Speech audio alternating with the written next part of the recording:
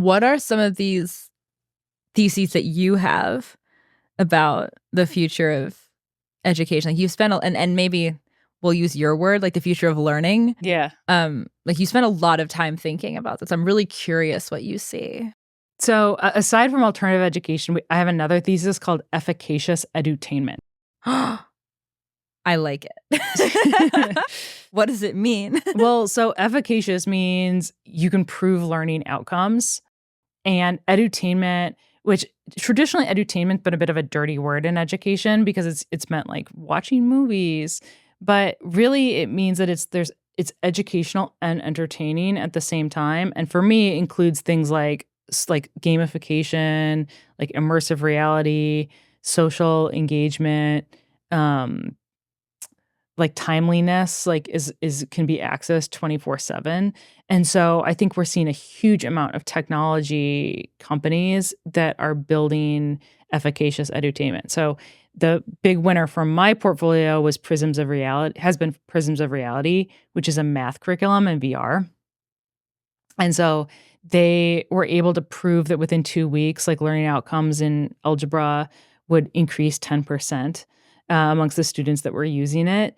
And it's a game in a VR headset where kids experience a real world problem and are able to think spatially about learning math.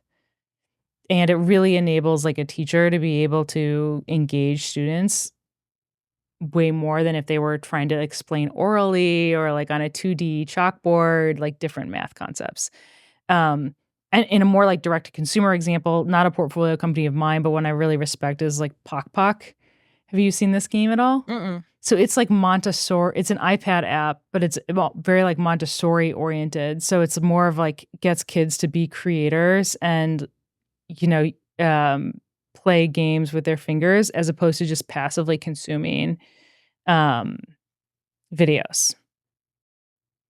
One of the first things that comes to mind when you're talking about edutainment is synthesis.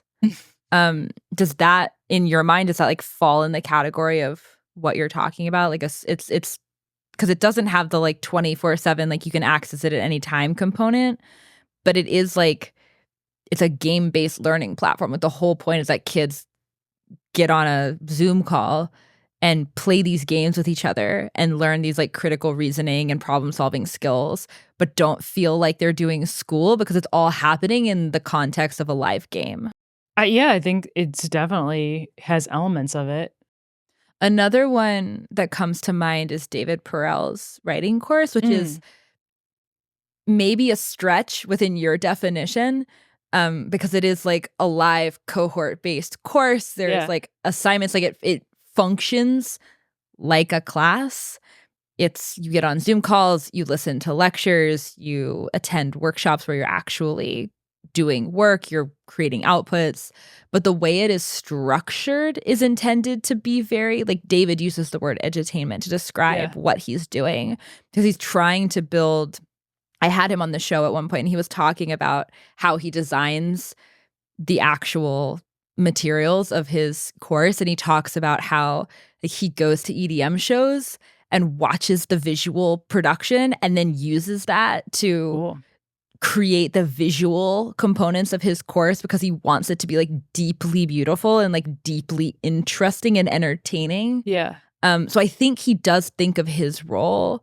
I don't want to put words in his mouth, but I think he thinks of what he does. Like part of his job is to entertain you and make sure you're actually excited to be here. Like this is as interesting as watching Netflix kind of thing. Yeah. But it also is like a bit of a deviation from what you're describing as edutainment. How would you think about something like that?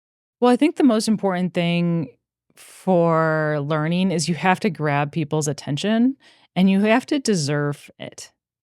And what the internet does is like David's teaching on the internet is like you are competing with Instagram and TikTok and Mr. Beast. And so you better use those same like methods of engagement and then be able to like loop your messages into them as well.